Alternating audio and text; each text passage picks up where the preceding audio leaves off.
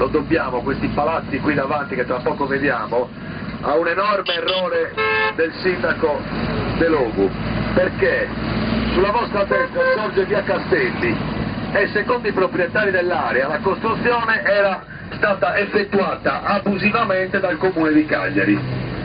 Conseguentemente, per sanare quell'abuso ed evitare di pagare 40 miliardi che la proprietà Quadro aveva chiesto al comune di Cagliari, il sindaco, allora De Logu, per costruire a Toviceto, per avere la concessione, il sindaco De Logu in cambio ha chiesto che il comune non pagasse, guardate la strada interrotta, tutto a metà.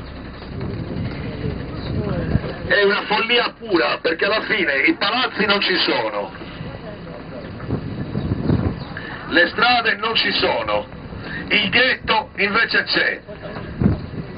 È una follia pura, e lì ci sono le tombe Fenicio Puniche lì dietro, oltre quel canyon, che rischiano di essere inglobate dalle case. Se il progetto non viene rivisto, diventeranno tombe condominiali, garage e cantina con tomba.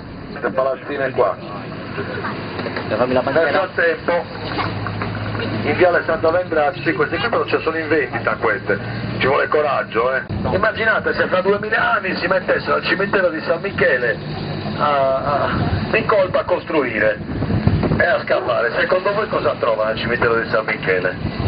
Osso è morto, e qui c'è avuto osso è morto, goccius, con la differenza che c'è una storia, non che non ci sia una storia delle persone al cimitero di San Michele, però non c'è l'archeologia, non c'è la storia dell'arte.